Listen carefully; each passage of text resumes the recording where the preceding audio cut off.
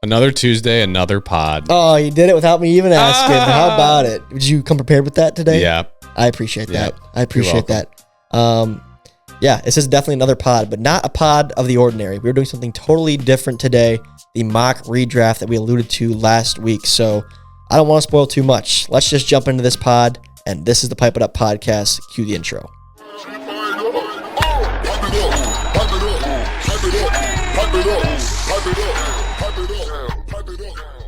Ladies and gentlemen, welcome back to the Pipe It Up podcast, the official podcast of MLW Wiffle Ball. And as alluded to in the intro, we have an exciting episode on deck. We're going to jump right into it, at least explaining what it is, Jack and I, in Pipe It Up's first ever mock draft. And in this case, it is a mock redraft. Yep. Is that the correct term for that, Jack? Redraft. Yep. I know you're a big fantasy guy, so you're probably more familiar with this kind of stuff than I am, but... No, you hit the nail on the head there. Okay. I think this is a mock redraft. This was myself and Tommy each taking the teams from the AL and the NL respectively and doing a mock draft, mock redraft. So yeah, putting every active player from last season onto the draft board, cleaning the slate from every single team, putting the guys on the board, arranging a draft order. I will put the draft order on screen right now. So we randomized each league 1 through 4, and then I meshed them together so it goes AL, NL, AL, NL, AL, and so on and so forth. So you have a pretty even spread there between the American League and the National League. And once again, I randomized that whole order. And then we decided to have Jack draft for all AL teams and myself drafting for all NL teams. And we were just trying to make the best move for that specific team in that given round. Yeah. Based on what the team needed, what they had, what they didn't have, and that sort of thing. And this has been requested by you guys in our DMs and in our comment section saying do more like player rankings, do more mock trades, mock drafts. So I think this sort of takes care of that whole how would we rank players as well as the redraft if it were to actually happen. This is totally hypothetical. Yeah. This is not actually happening. This is just Jack and I having some fun. I think this what there is a lot of us just having some fun in here too and seeing what kind of teams, what teams could look like. It kind of reminds me, I don't know if you ever did this, but growing up playing Madden, I always loved doing like franchise mode and doing the fantasy drafts, like to start your team and seeing all the professional players like in different jerseys and stuff. And, you could decide I'm going to draft all defensive guys first or all offensive guys, kind of whatever you wanted to do. So this was fun going through this. I'm psyched to break it down. Me too. And I don't want to say too much to spoil anything, but it definitely made me think that maybe drafting is not my strong suit. No, I think you did good. I think you did good. We'll let the people judge us. Yeah, we'll let the people decide. You guys are going to have to vote on, we could vote on a ton of different things here, but definitely who drafted the best team. Yep. So we have a 5-round, 8-team, 40 total picks snake draft.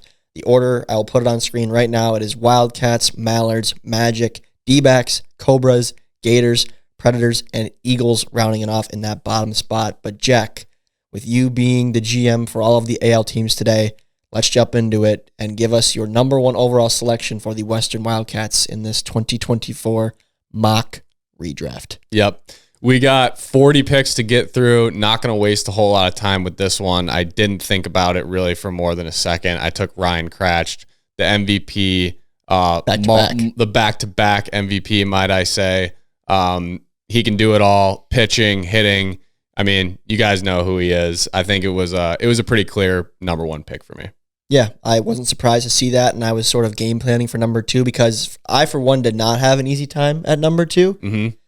There was really 4 players, Jack, to me that fell in this tier, this S+ tier of being guys that I think were like number 1 pick candidates. I think Ryan was the right choice, but then I have Dallas, I have Robles, and I have Jimmy Norp as guys who I think are like right there as they are really good on both sides of the ball. Yep. Now, Jimmy Norp, I think, is the obvious pick at number 2 in terms of like the popularity and what he's done in the past, back-to-back champions, all that sort of thing. But while I think Jimmy is a great leader, he is a little older and didn't have quite as dominant of a year on the mound last year or at the plate, really. So I went with the young gun, Dallas Allen, going into his 4th season. I think he is the franchise guy that, you'd want on your squad to lead them the next several years. So that's who I went with. I think it was a good pick. I will say at this point, I was expecting you to pick Jimmy. You were? I think his past year might be, a little bit of recency bias. I think Jimmy's still Jimmy. And so when I saw him fall to number 3 and knew that he was going to be wearing a Magic jersey, I got pretty excited. So that was kind of another no-brainer one for me. I think 2 and 3 was between Dallas and Jimmy. And similarly, at my first pick for the D-backs, the number 4 overall choice, like I said, there was 4 guys to me in that top tier of two-way players. So Jordan Robles was an easy pick for me here for the D-backs in their first round.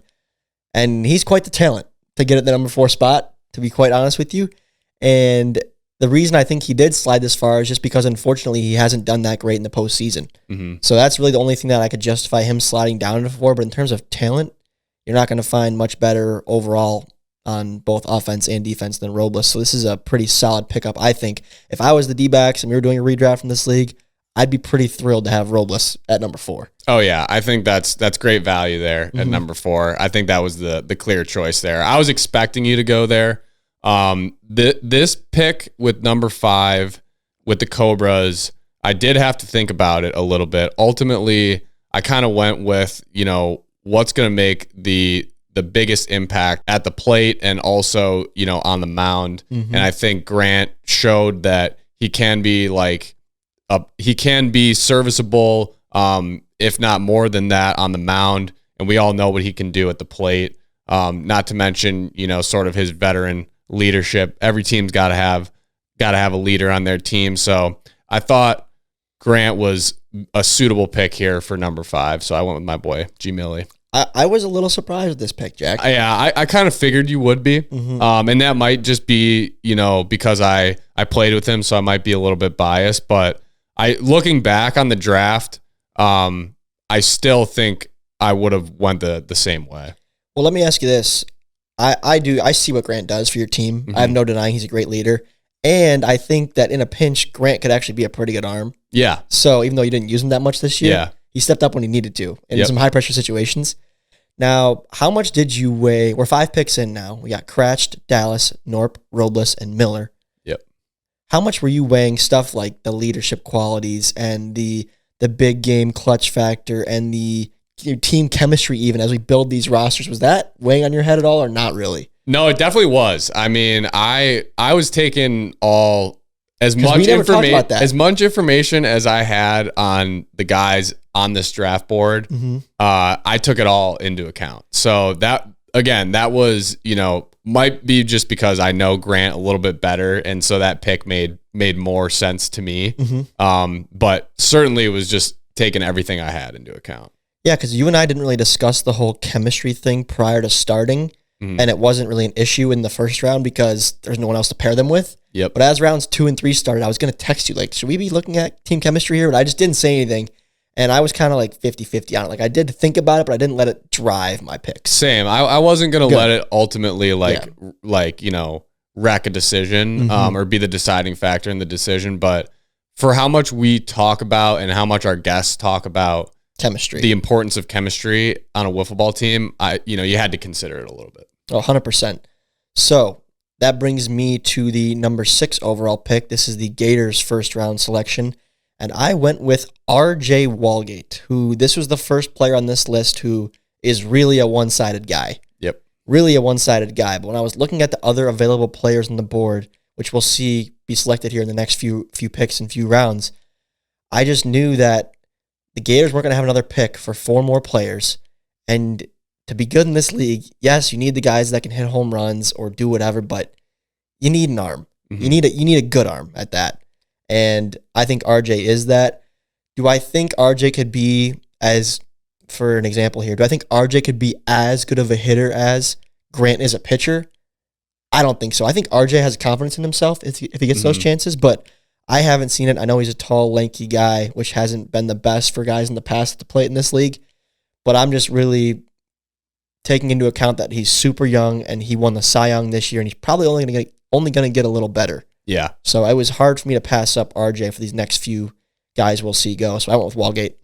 First blush, I was a little bit surprised, and then that you took RJ here, and then after kind of seeing who came after that, it made total sense. I mean, like you said, you're getting someone who would be the face of that Gators franchise for years to come. Like you said, only going to get better. We don't really know what he's capable of at the plate. Could develop later down the line, obviously. But I think that pick made a lot of sense. Elite pitching, the Gators. It's important. Yeah. And then for the 7th pick, the Predators. This was a fun team. You guys will see this team get built. This might be the favorite team that I built. But I went with Kyle Schultz here. Just too much value. I mean, the GOAT in the league, really. You can't have him slide out of the first round. I wasn't going to let you get him at the Eagles, number 8. So, I mean, I had to go with Kyle here. I wouldn't necessarily call him like a, top tier perennial pitcher anymore. And I think he'd probably say the same thing. I mean, he kind of talked about that in terms of his offseason thoughts on what he's going to do with the roster. But I mean, you talk about consistency at the plate. There's no one better than Kyle. And I mean, he's just been there, done that. He's a solid player. You know what you're going to get from him. Great leader, manager, obviously, all the above. So that was another kind of easy one for me in that spot. I mean, I almost took him at 6, and I thought you were. That's why I was kind of surprised with RJ. I just think, the pitching thing was what scared me a little bit, just looking at the other arms that I was going to lose if I took Kyle for the Gator spot, just given that I think Kyle's kind of on his way out on the mound. Although he, like you said, he's a crafty guy. He's done a pretty good job evolving over the years, so it wouldn't surprise me if he made a little comeback there, but we'll see how he navigates his career, I guess. Drafting him for an ace spot, like putting him in that position, maybe he would work on the craft more so than how he actually builds his team around himself in real life, Yep. We'll get into that, I think, with the rest of those picks on there, what I was thinking. Yeah, so here comes pick number 8, the last pick of the first round for the Eastern Eagles. And this is where I really started to get nervous and take some time because, okay, I've drafted last in a snake draft in fantasy football. There's no worse place to be, Jack. Because you got a clock ticking. A lot of pressure. A lot of pressure. And these first 2 picks, you're not going to pick again for a long time. So if you butcher these 2, you're in trouble. Yep. And like I said, I saw those first 4 guys that went off the board as like a tier of their own. And then I even could think that the next 3 were sort of in another tier. Yep. I was looking at what's available, and I'm like, man, the Eagles still need an ace here, and they kind of need an elite bat. Like, I need those 2. I need to nail these 2 picks. Yep. I need to nail them. So I took a risk, Jack. And there are guys available still on the board. You'll see, like, if you're thinking about it, Brendan Baranowski is an ace, has not been picked yet. But besides him, there really isn't any aces. I guess you could call Brendan Jorgensen or Chris Cheatham aces, In their own way. I mean, they were aces for their team, but like you said, when you looked at the other arms that had been picked or available, I mean, they're in a separate tier. Yeah, they're not the same kind of ace. So I went with Trey Flood at number 8 overall. And a bit shocking. However, he did start the All-Star game last year, had a pretty good first half and a limited amount of innings. Didn't see the mound a whole lot in the postseason, but he's young like RJ. He's a pretty dedicated whiffler, and he's shown that he can swing it a little bit. Yep. So while it's a risk, I felt like I needed a guy who I thought could be an ace. And while Brendan Baranowski's good, he doesn't really have any bat in him that we've seen in the last 3 years, whereas Trey, I think, has potential that I've seen in games. Yep. And then, like I said, the Cheathams and the Jorgensens, I didn't see them having as high of a ceiling as I see Trey having on the mound. So that's why I went with Trey. So there you have it, folks. I'll put it on screen right now. This is your first round. And I think the real shock may have been Trey Flood there, but I don't really have any regrets, honestly, looking at what was available and who I took with the hopes that Trey gets better. Yeah.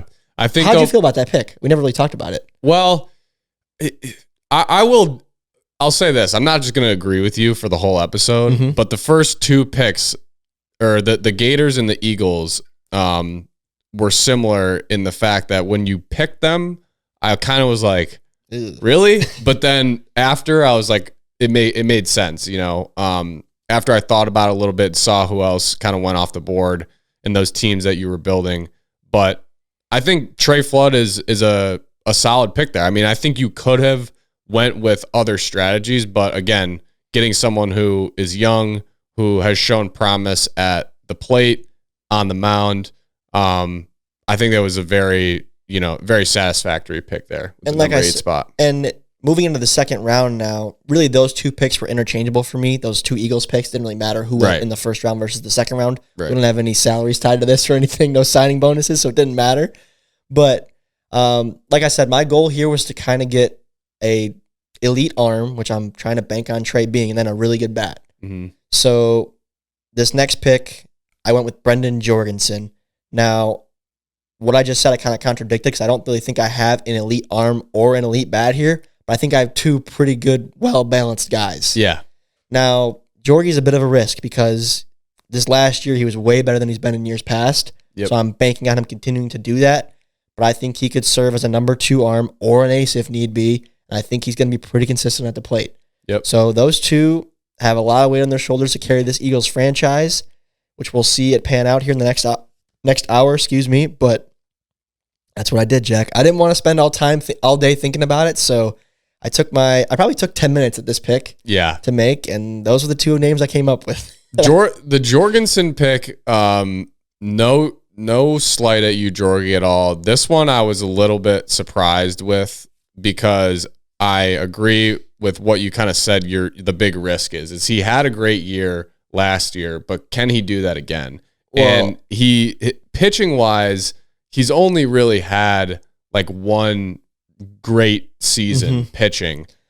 He's very dedicated and practices, obviously, and I know he's putting in a lot of work to that stuff, but I think there were a lot at this point. I thought that there were a lot more consistent players on the board that you could have gone with. My fear was, like, the reason I didn't go with other elite bats are still available to me that I was looking at were guys like Pishka, myself, Sailor, and none of those guys I had as much faith in pitching as I do Jorgie.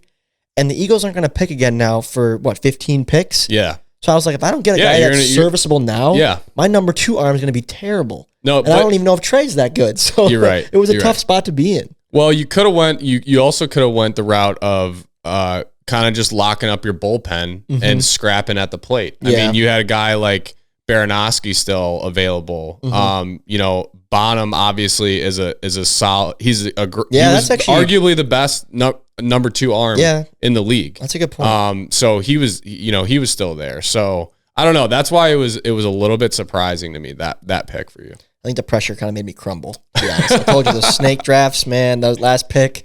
I done that once in fantasy, and I started off the year like 0-8. So I was doomed in the 8th spot here. I mean, you just got to be confident. You got to go with your strategy. And it's tough. But all right, well, moving to this is pick number 10 now, snaking around back to the Predators. Once I put Kyle at the head here on the Predators, I was kind of just thinking about all the times we've had Kyle on the pod and him talking about the guys that he wanted to play with. And so I went with Jonah Heath here at 10. We know what Jonah can do at the plate. Home run derby champ. Yeah. I mean, very consistent. Might not have had his best year this past year, but he's shown his ability to rise to the occasion when, the moment calls for that. I also think that having a lefty arm, he hasn't had to pitch a ton for the Diamondbacks, but he has answered the bell when his name has been called. I think his role on this team would definitely be to develop his arsenal more, become more of a, like consistent pitcher for this team than he is on the Diamondbacks. And he's got the veteran leader in Kyle to kind of show him the ropes of, hey, these are the different types of pitches you can throw. Kyle's, he's a seasoned veteran. And I think he would help Jonah develop there in that part of his game. I got to be honest, Jack, confession here. I shaved this morning. Sorry, guys. Probably going to be gone for a while too, but I was just kind of admiring the mustache potential that you have while you were talking. If you were to shave that beard, Jack, that muzzy would be unbelievable. Oh, I've tried. Have I ever shared any muzzy pics with you? I've seen the pics, but seeing it in the flesh, I feel like now I'm seeing it in a whole new light. Like I can picture it right now. It'd be so good. Sorry. Thank you. Sorry. No, it's all good. Got lost in it. Appreciate that. Moving along. Second round pick for the Gators, the number 11 overall pick. The Gators select Jacob Pishka. taking RJ in the first round, I needed a bat. I needed an elite bat at that, and I thought Pishka was still the best available bat. He has had limited reps in the past, and he's still been very good. And that's after like 5-hour car rides too to get to the field. Yep. So I think if he was like a top of the order guy or a number 2 in the order kind of guy for an entire year, starting every game, he'd be top tier. Yeah. I think the kid's got a great swing, good attitude, level-headed. I think he is an elite hitter, and I think he will continue to show that in the future for the D-backs and for Jimmy Norp. But I think he was the guy that I wanted to lead this team on the offensive side. And I think he can pitch too. Yeah. So I think he's that good of an athlete. So I thought he'd be a good number 2 arm, as well as the top tier bat the Gators needed after taking RJ, who can't swing it. Yeah. I think some viewers and listeners, of the channel might think that this is a reach just because he hasn't played very much, and I don't think it is. Yeah, I don't think so. I mean, if you watch Jacob in person swing the bat, I mean, this kid, like, he's got it. He's got whatever it is, he's got it. Yes. And so I thought this was a good pick. We have had several instances of pitchers coming into this league and having an electric like first or second year. Mm-hmm. Hitters has been very rare. It's been like Robles and Grant, and that's pretty much it. Mm-hmm. I'd put Pishka like right at the next step behind that, to be honest with you. With limited reps too. With limited reps, yes. Yep, agreed. So I think I'm very high on Pishka. That's why I wanted him. I told you guys I wanted him on the Mallards in real life and non-mock life. Yep. But you got him in mock life. Got him in mock life. On one of your 14. For the Gators, yes. Okay, so moving to number 12 here.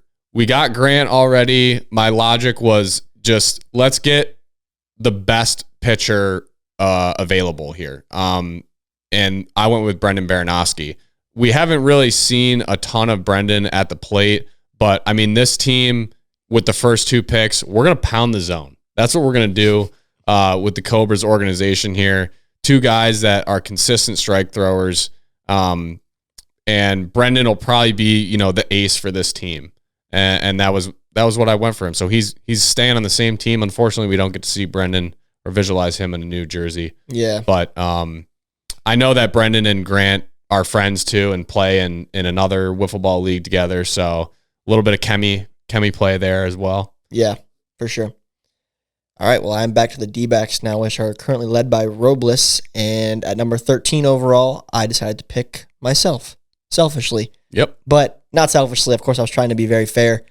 I just thought that I was the best bat available and a pretty solid overall player. And I felt like I got myself in a pretty good spot here, to be honest. I feel like that was a good pickup here at number 13 overall this late in the draft. And just given mostly just the power, the home run numbers, the postseason home runs, me and Robles have shown that we can be great together offensively. Yep. And we just got to do it when it counts most. So that's right. We're doing it in our rivals' colors, but still together. Still together. The package. Mm-hmm. Package. You just couldn't see yourself playing without him. No, I mean, I almost didn't pick myself because I wanted to make some new teams. But once again, I thought it made the most sense for me to go. Fair enough. Back to the Purple People Eaters. At 14 here. Kind of surprised in hindsight that he fell this far. I think it might just be the last year that he had, which actually wasn't that bad statistically when you looked it up. It wasn't as good for him, but in terms of the actual league, it wasn't that bad. But Nick Saylor here at 14, you facing the Magic's lineup, you're going to go 1 Jimmy Norp and 2 Nick Saylor. Those are 2 anytime home run ball hitters, power hitters. Nick Saylor's shown he can pitch when needed. Obviously not probably the first choice for the Magic to throw out there, but if his name's called, he'll be ready to produce. So I thought this was one pick I was like, I thought I got pretty good value on. Yeah, I agree 100%. Moving on to the Mallards' second round pick at number 15 overall, I picked Landon Urgaitis. Good young player, great bat. He'd hit some home runs in the World Series, was pretty solid the entire year while he was healthy. And I think he has some potential on the mound, but I think overall he's one of the best contact hitters in the league, and him and Dallas seem to get along pretty well. So I went with Landon. Maybe that was too early, I don't know, but Landon Urgaitis. I think I'm starting to see sort of a theme that I'm realizing is I think generally, for whatever reason, I was kind of leaning towards like the known guys, the older guys, and you were taking more of the futuristic approach of, hey, who's gonna lead this team after this? Yeah, kind of. So I guess we'll see how that plays out. Still right now, but yeah, I'm thinking I don't want to just draft this team to crumble in a year. Right. So I was thinking, 2-3 years, I'd say. Yeah, we'll see how it plays out. Yeah. But I think I'm gonna get shredded. Let's be honest. I'm back. Well, we'll let the people decide. This is a tough turn for you here. This is a tough turn. Just like Tommy had a tough turn from rounds 1 to 2 with the Eagles. Now we're on the other side of the snake here with picks 16 and 17 for the Wildcats.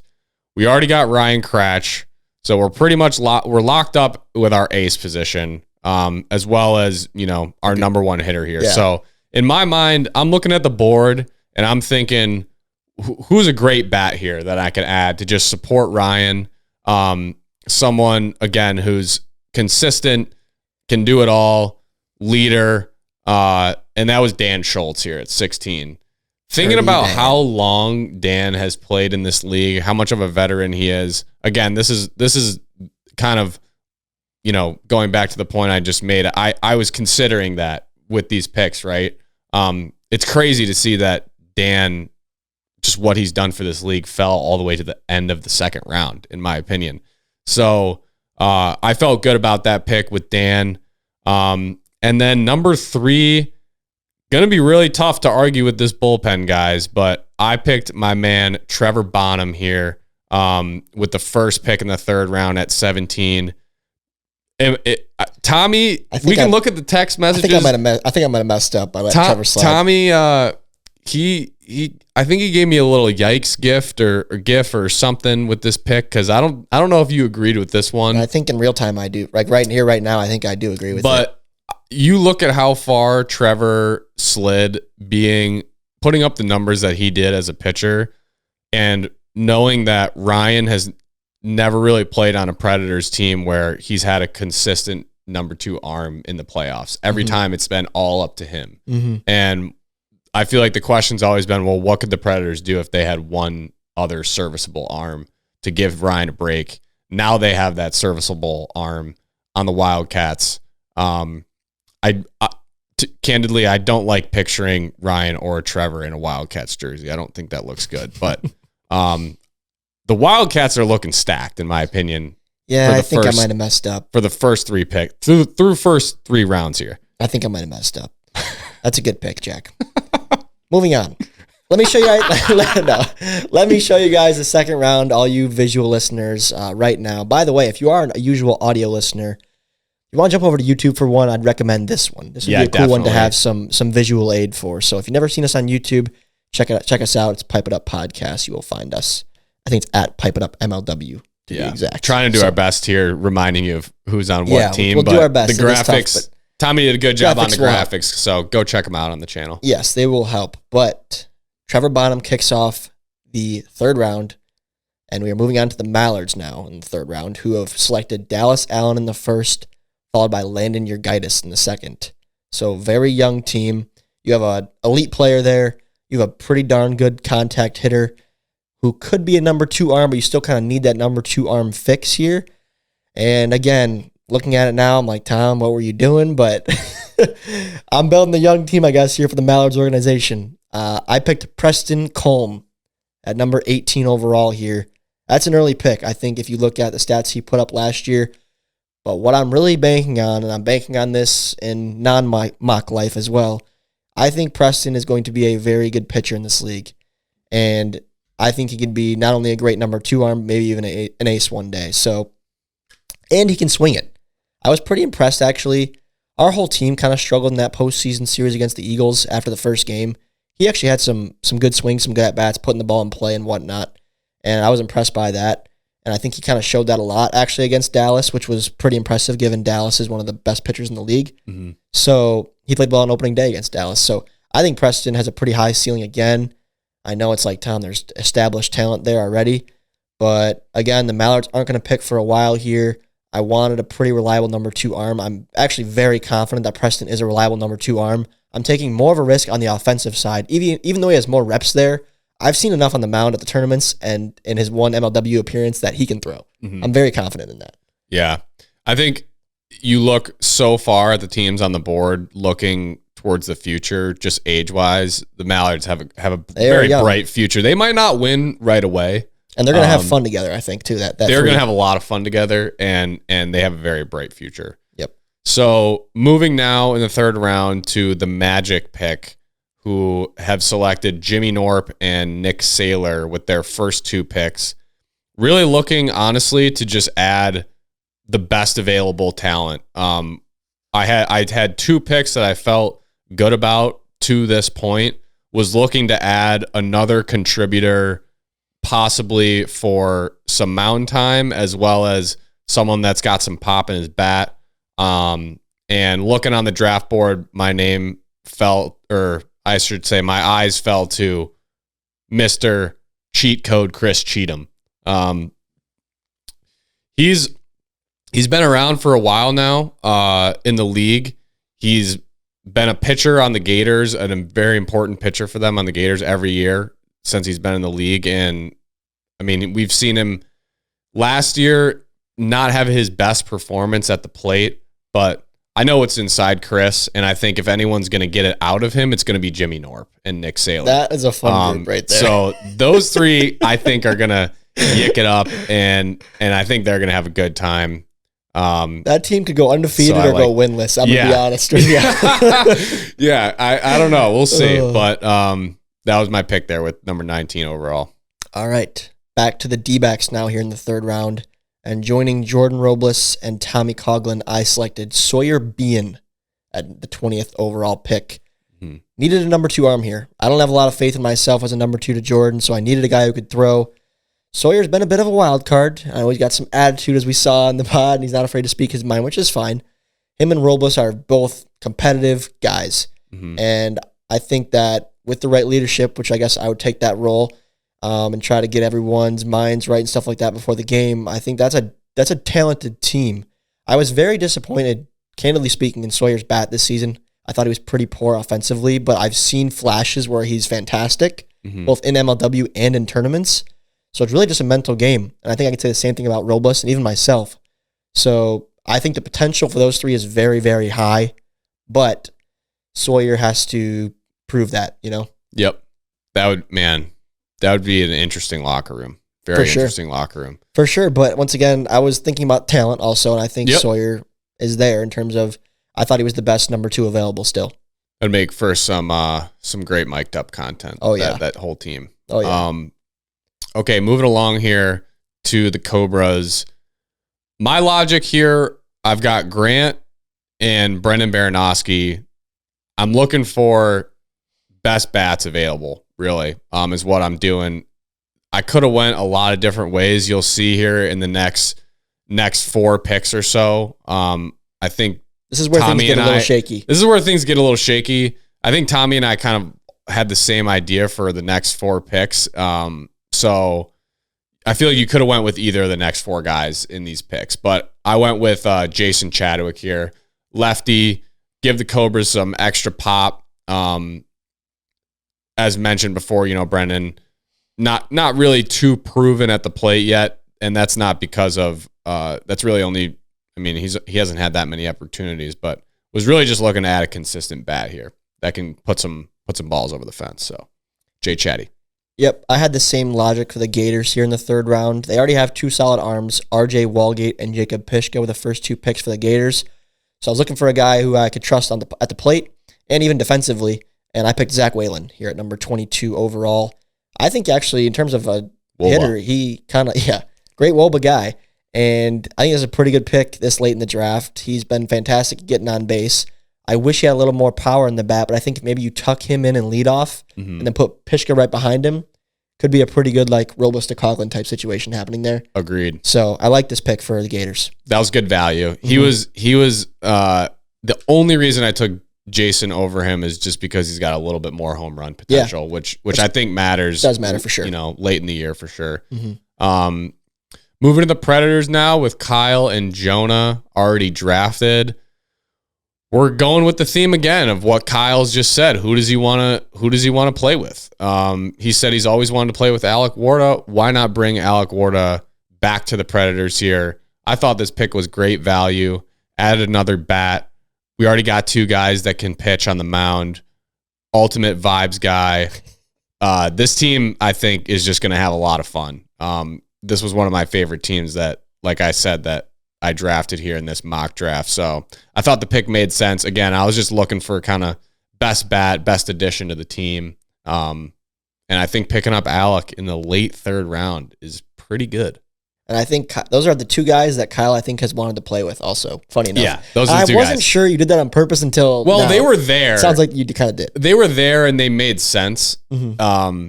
I mean, I don't think you disagree with either of those picks, right? No. So they were there on the board, and it made sense once I drafted Kyle. So I was like, might as well just run with this. Yeah, I tried to be cognizant of the fact, like I was looking at players, and I'm like, I probably don't need to take him now because I could probably get him with another team 2 picks later. I was like, no. Yeah. I'm the GM for this team. I need the best possible guy right here, right now. Yep. I'm not letting him slide to anybody else. So I was also cognizant of that as well. Yep. All right. To finish off the 3rd round, it's the Eagles here. And once again, a tough turn, 2 picks, pretty much going to establish the core for the Eagles. And I think at this point, ladies and gentlemen, is when I texted Jax and I quote, "This Eagles team's going to stink." I think that was my exact words. And half joking, of course, but dude, this last position is just so tough. But in all honesty, who I got here, I think, is a bit of a shock that he slid this far, and it's not a slight to him at all. I guess it kind of ended up being funny because I think me and this person have a history of jabbing each other. You might know who it is. I took Drew Davis here to finish off the 3rd round. So Drew went all the way down to number 24 overall, but he's a pretty good bat, Jack. Bit of a wild card. But great value. It's a pretty good value it's pick great this late value. in the draft. Let's be honest. I know. Picking up Drew, say what you want about Drew. He's got a really consistent bat. He does. And a ton of enthusiasm. So this is great value here. Yeah, I'm saying they're going to stink, but I mean, really, potential-wise, they're not that bad, this Eagles team. But let's pop it up. 3 rounds in. Here we go, folks. We have the Wildcats, Ryan Kratch, Daniel Schultz, Trevor Bonham. The Mallards, Dallas Allen, Landon Urgitis, Preston Colm. The Magic, Norp, Saylor, Cheatham. The D-backs, Robles, Coughlin, Bean. Cobras, Miller, Baranowski, Chadwick. The Gators, Walgate, Pishka, and Whalen. The Preds, Schultz, Heath, and Warda. And the Eagles, Flood, Jorgie, Drew Davis. Jack, best team right now in your opinion? I've got to go with the Cats. I think they're the best team right now, still. Okay. I don't hate that. What about you? I mean, it's the Ryan factor, right? It's the MVP. Yeah. I mean, he's just, tier. He's in a new other tier. He is. I probably would agree. I really think the Bonham pick was amazing there in the 3rd round. I don't know what I was thinking. It was value. Last weekend, but value. Great pick. Buy low. All right, 4th round, Eagles. Again, crucial pick because the next pick the Eagles have is Mr. Irrelevant. And again, I don't think I did terrible here, but I don't know if I love this roster. I took Brennan Russell to start the 4th round, making their roster Flood, Jorgie, Drew, and Brennan. So that's the 4 for the Eagles right now. Brennan, powerful bat, pretty solid out in left field, but nothing crazy. You know, he's been consistently mediocre, but in a good way over the years. Mm-hmm. Solid pick. What a locker room too. The Eagles right there that we got. Yeah, it'd be interesting. I'm not sure I did the best job there putting familiar faces together. It's fun. I wish we could do this in real life just to see what would happen. But yeah. 26th overall here, 4th round, going back to the Predators with joining Kyle, Jonah, and Alec Warda will be Caden Irwin. Looking back on this, I think I probably should have went with a player a bit younger. This team, age-wise, is pretty old. And one guy dropping out here for life reasons could be a significant blow.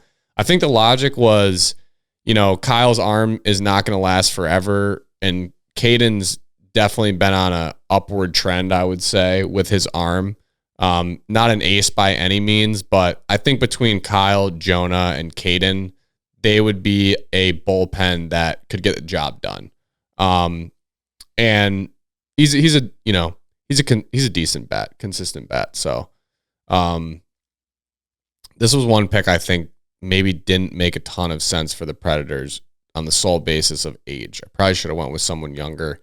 Probably should have went with the person that you picked next. Yeah, I was pretty satisfied here with the 27th overall pick, and that is Jackson Pearson. He will be joining Walgate, Pishka, and Whalen on the Gators. That's a pretty solid 4 right there. And I think Jackson has potential to be a great number 2 arm. Not that they even need it. I think they have 2 pretty good pitchers already. I think him and Pishka could kind of share that role or figure it out over the years who's really the standout number 2. Jackson can do it at the plate. He struggled this year at times, and he's been streaky. He's been streaky, but he has that home run factor, a lot of potential in that swing. So I love this pick here in the 4th round. I thought this was great value, just getting a young, dedicated whiffler that can do it on the mound, at the plate. He's a committed athlete for sure. So I think after I kind of blundered there with the Caden pick, not a shot at Caden, but I think I just should have went someone younger. I looked at who I had on the Cobras at this point with Grant Miller, Brendan Baranowski, and Jason Chadwick, and said I have to take someone that is young. So I went with Blade Walker, another option for the Cobras on the mound. He can do it at the plate too, but this was really an age pick of we need someone to carry the torch, and this team's building up age wise, so balance it out. Yeah, I love that pick, and to be honest, when I saw you make that selection, I was kind of beating myself up that I didn't take Blade myself for one of my squads I'm building here. And in all honesty, looking at the board as I did when you made that pick, I thought that potentially Blade could have been nicely plugged into the D-backs roster where I selected Sawyer Bean. Mm-hmm. I think Blade's a very good number 2 arm. In his limited time, he's been very, very good. Yeah. And seems a little bit more level-headed than Sawyer. And Sawyer's also just a big movement guy. I need Sawyer to, on that D-backs team, I need Sawyer to find a more consistent arsenal that's not so wicked. Yeah. And Blade kind of has that. He has that firm drop ball that a lot of these young guys have. That's not as drastic as Sawyer's big curve, but it's just firm, kind of cuts into the zone. So building off that, yeah, sorry. No, go ahead. I was just going to add, looking at this now, I was going with the just strike thrower, not a lot of movement, but consistent bullpen here with the Cobras with Grant, Barron, and Blade. And Chadwick can pitch too. He can. But Blade is pretty wicked. And given that the D-backs already have Robles and myself, you don't maybe need the best bat there in the 3rd round. You already have 2 pretty solid ones, 2 really solid ones. So Blade may have been a good pick there all the way up in the 3rd round. But I think I made a good pick here for the D-backs in the 4th round. Yeah. Scooping AJ Ackerman here at the 29th overall pick, who has shown that he can be elite in the big games, in the big spots. And you got Robles and Sawyer, who are pretty wild out there. You got myself, who's a quiet guy, and AJ, who's a quieter guy by a significant margin. And I think he's a stud. So I really like that 1, 2, 3 offensively of myself, Robles, and AJ. I think that's pretty deadly, and it might be the best 3 bats paired together right now. Yeah, this really rounded out the Diamondbacks. I'm going to be honest. Yeah. This was sniper no sniping. I was pretty pissed, honestly, after this pick. I was really hoping that AJ was going to fall to the Magic, and you were going to have a batting lineup of Norp, Saylor, Cheatham, and Ackerman. Scary. I was really hoping for that, but if it sounds too good to be true, it probably is. So I didn't get my man AJ. Instead of going with some more pop, I went with who gets on base. Who's going to get on base for this Magic team consistently, not always looking for the home run ball. And additionally, when they do get walked, who's just gentlemanly and is going to set the bat down nicely, for the next guy coming up. And that's my man, Sean Flynn. I think Sean Flynn's going to fit into this dugout well. This is a funny group. That's man. A vibe tribe. It's right a funny group. The Magic are riding strictly on vibes, and they got talent too, though. They got talent, but like the vibes, I think, are what's going to pull them through. So this was a vibes pick. I felt like this was right for Sean to end up on the Magic. Hey, we heard Sean the statistician say that Sean Flynn was one of the more underrated players in MLW. So for him to go in the 4th round, that's what I'm saying. I felt good about this pick. I think you should feel good about that pick. Yep. This next pick, I don't know how I feel about it. 4th round selection for the Midwest Mallards, who already have Dallas Allen, Landon Urgitis, and Preston Colm. I'm looking at that lineup, and I'm seeing 2 very solid arms. I'm seeing two proven bats, one bat with a lot of potential. Looking for that fourth spot in the lineup, or the fourth bat in the lineup, I should say. Nice voice crack. And, Jack, numbers do mean something, and this guy had pretty good numbers. That's Casey Bennett. Yep. Bennett has not had that many opportunities consistently, similar to Pishka, but Bennett has put the ball in play, and he's hit home runs. He's done that. Look at his OPS. Look at his numbers last year. I think numbers-wise, he went later in this draft maybe than he should have, to be quite frank. Yeah. Numbers-wise only. Now, I know maybe a small sample size isn't always a good thing, and maybe if he played more, it wouldn't be necessarily better, but I don't hate those four bats in my lineup. I really don't. Yeah, we give Casey some flack, but I think we already joked about that last week. I think this was a good pick. I think it made sense for the Mallards sticking to the team with just some younger players. Again, this is another dugout I see just having a ton of fun. Oh, just almost having too much a blast. fun. Yeah, Almost it might be like we got to keep them focused a little bit. I think Dallas will bring him back. They needed the older counterpart, but I'm not sure Casey was the right older counterpart. No, he was not. He was not. He seriousness and maturity. No, he was not. But good pick. Good pick for the Mallards, I think, helping rounding out that top four. So, all right, rounding out round 4 here, looking at the Wildcats, who, as we said, or as I said, at the end of round 3, I felt was the best team. Looking at the team, I got Ryan Kratch, enough said. I got Daniel Schultz, solid bat. I got Trevor Bonham, best number 2 arm in the league. And a good on-base guy. And a good on-base guy. He's going to turn the lineup around. What can we add to this team to improve it? Not a whole lot.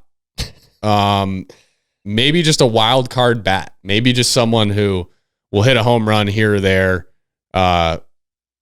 crack some jokes, and just fit into the locker room. So I drafted myself here to finish out the 4th round, rounding out the Wildcats' first 4 picks. Also, selfishly, would want to win as many championships as possible. I was going to say, now that I'm looking at this again, Jack, you put yourself in the best team here, I think, what you did. That was part of it. For sure. Hey, don't hate the player, hate the game. I'm good friends with Ryan. I love Daniel, and I've obviously played a while with Trevor, and have gotten to know Trevor a lot and consider him a great friend of mine. So I think chemie-wise, this team is unreal. Talent-wise, pretty hard to argue. Yep. Outside of maybe that 4th pick, but just inserting me in there for, I don't hate it. I don't straight hate vibes. It. So we are 4 rounds deep, folks. The cores of these teams have been built.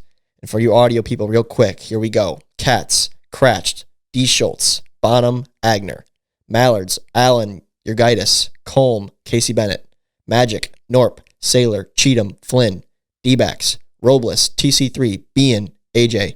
Cobras, Miller, Barron, Chadwick, Blade Walker. Gators, Walgate, Pishka, Whalen, Pearson. Predators, K. Schultz, Heath, Warda, Caden Irwin. And Eagles, Trey Flood, Georgie, Drew, and Brennan Russell. Those are your squads, all quite interesting. Let's round off this last round, Jack. Sorry, poor choice of words there. But let's do it, and then we'll talk about it. Okay. Honestly, this last round was it was a lot of wild card boys, in my opinion. Just guys that. But these are important picks, Jack. They could make a difference. Yeah. They could make the difference. But it's tough to really know what that difference could be. I thought that best value here at this point in the draft on the board was Liam Jackson. So I'm reuniting with my boy LJ, bringing him back to the squad on the Wildcats. I mean, this team is just destined for greatness. I don't know what else to say. Okay, Jack. For the Mallards, I selected Matt Carlington to join Allen, Urgaitis, Coleman, Bennett. I think Matt at number 34 overall is actually pretty good. I'm probably biased because I know what he can do. I've seen it in practice. I've seen it in Philly. Yep. I think he can pitch in a pinch, and he's got a pretty darn good bat. Mm-hmm. And I think that, to be honest, Jack, looking at the Mallards, as the Mallards manager, I knew I had the next pick again after you, and I thought Matt would slide. I was happy to see him slide down there because I think he's a good value here in the 5th round. It's good value. So, yeah, I'm happy with that. Agreed. Next pick, going with Andy Durand. haven't seen a ton of Andy in past years. He's been busy with his football career, but we've seen what Andy can do. And we've seen his enthusiasm. I just want guys that are excited to be there for the Magic at this point. So I think that he rounds out this team pretty well. Him and Sean obviously have played for years together, so that chemistry comes with it as well. But Andy Durant. All right. Rounding out the D-backs. Another pretty darn good bat here this late, especially when we saw a flash of greatness in the second half of last season. I took Rudy Ramirez at number 36 overall for the D-backs, and I have put together what I think is the best offensive squad in the draft. I do have some major concerns on the mound. I really do. Mm-hmm. But offensively, this team is going to be tough 1 through 4. I'll tell you that. I like it. Next pick with the Cobras. Our last pick was Blade Walker. So I went with Brendan Zerlag here. This was kind of why I was saying like wild card boys. It's like we've seen Brendan be great, and then we've seen Brendan be, a little bit under the league average in terms of hitting. He's saying that he's working on his arsenal. Who knows what he can do on the mound? We literally don't know, but he could possibly as a left-handed player. So this was like, maybe it's a huge difference for the Cobras, or maybe not. Yeah.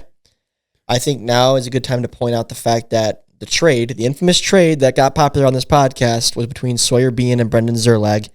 And Bean went 20th overall in this draft. Zerlag went 37th. Not saying that really matters much, but just putting that out there.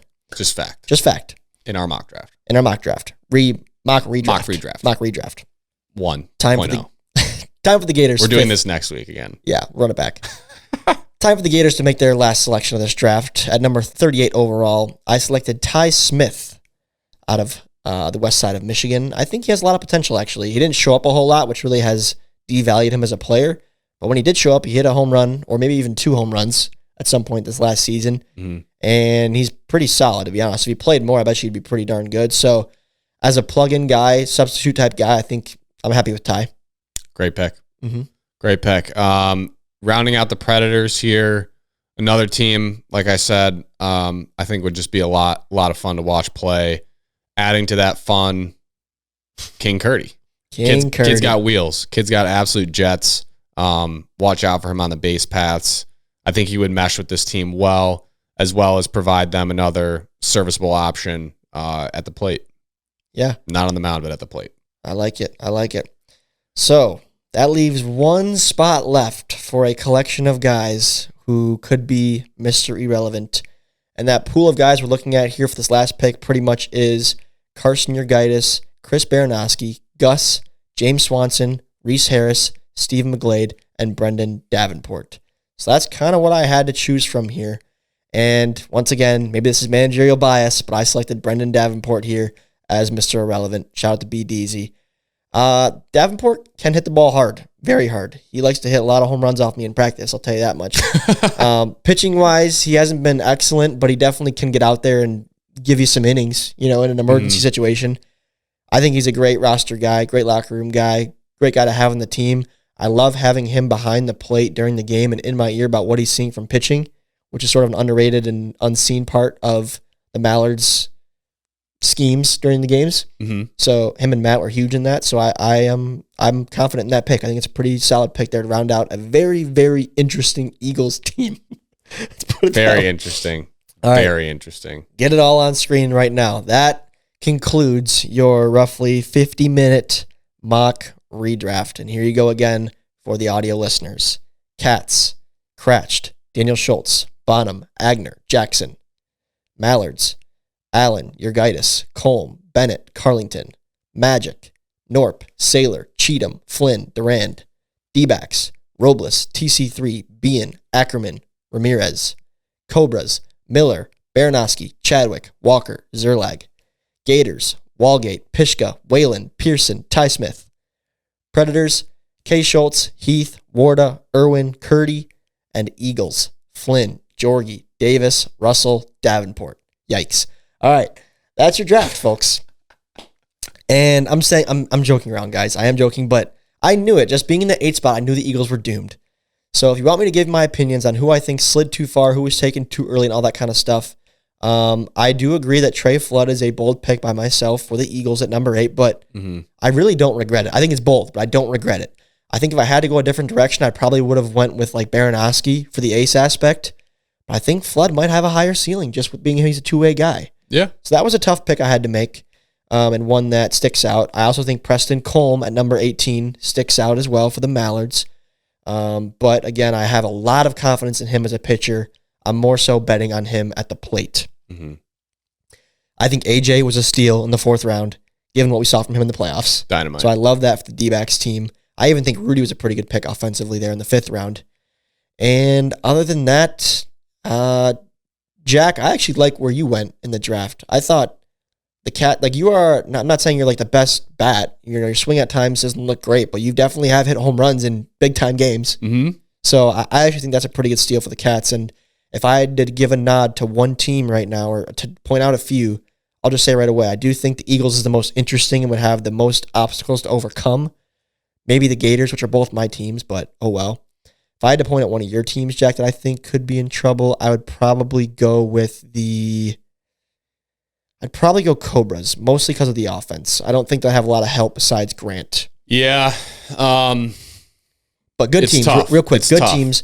I love the D-backs offense, not just because I'm there, but I think, non-biased, I think the D-backs offense is incredible.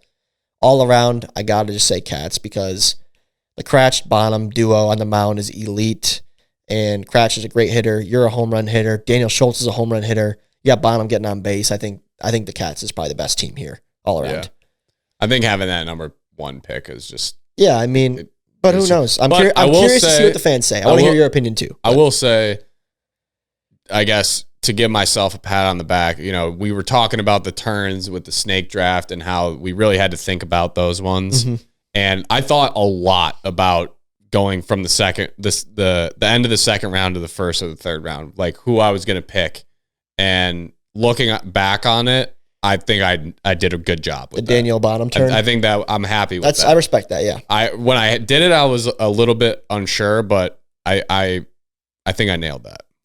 I think my pick that I nailed was probably Waylon. I like that. I'd say Waylon or AJ were 2 good picks by myself. The reason I would say you nailed those was because you kind of sniped me with those. Yeah. And when I picked Chadwick and then you picked Waylon, it just confirmed that I was like, that was the right spot to take him. Yeah. You know what I mean? Not that I think Chadwick was a bad pick, but it was kind of just like flip a coin there, I guess. Yeah. Again, it's definitely... I think I don't know how Drew really slid that far. I feel like people are going to just keep giving Drew crap, but I have to take a look at Drew's numbers, but was he really that good offensively this year, Jack? I don't know about this year, but he's been the best hitter on the Cobras every year. I mean, again, I didn't intend for that to happen. Just kind of did. And then I texted you, like, I can't believe Drew hasn't been picked yet, like maybe 2 picks prior, and then I got him. Yeah. But yeah, I don't know. I guess just with the Cobras, I think maybe what was in our heads too was sort of Drew's decision making. Maybe. I think that might have impacted it subconsciously. Maybe. But because that team, I don't know, do the Eagles have a real leader right now? That roster is Flood, Jorgie, Drew, Russell, Davenport. I'm looking at a guy like Flood, young guy to take charge. Him and Jorgie, really. Who would be the managers on all these teams? Ooh. Should we run through that? How about I pick for your teams, you pick for mine? All right, let's do that. Or should we pick for our own teams? What makes more sense? Let's pick for our own teams. All right, you drafted it. You drafted it. All right, we'll pick for. Let's go reverse order. Eagles. Okay. I'm gonna give it to Trey. I trust Trey. He's a mature kid. Okay. I'd probably just go Kyle here. Yeah, easy answer. Gators. I would go with. I'll go Pishka. He's a pretty quiet kid. He is, but he's well spoken. He is well spoken. I'd like to hear those fire up speeches before a series.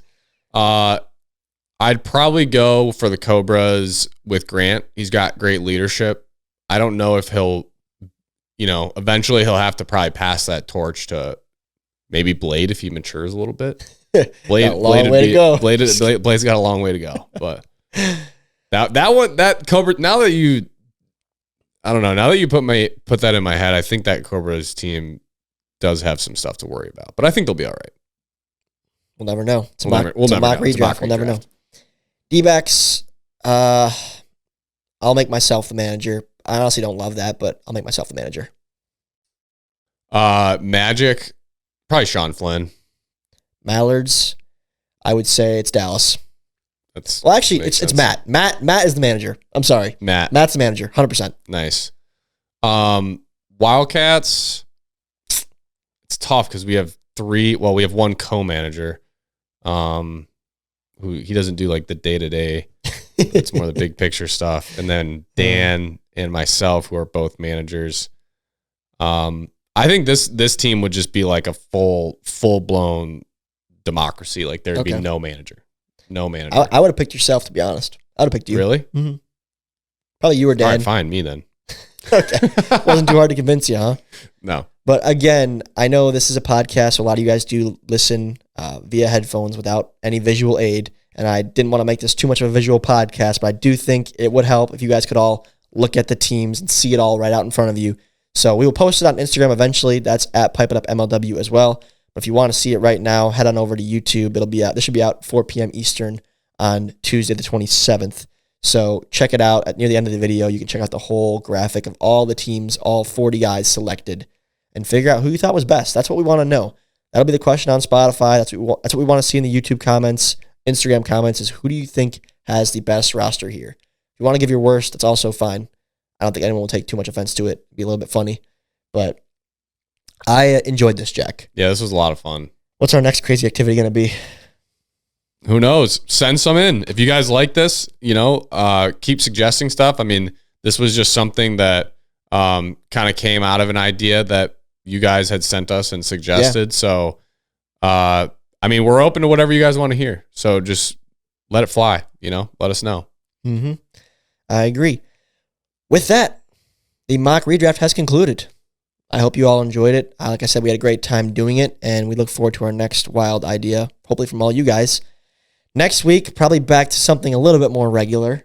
Yeah. Something that's a little bit easier to listen to without a visual aid. Probably a special guest of some kind. So look out for that next week. But besides that, Jack, I don't got a fun fact today. It's been a weird episode, but that's okay. That's a wrap, guys. So thanks for tuning in. We'll see you all next Tuesday.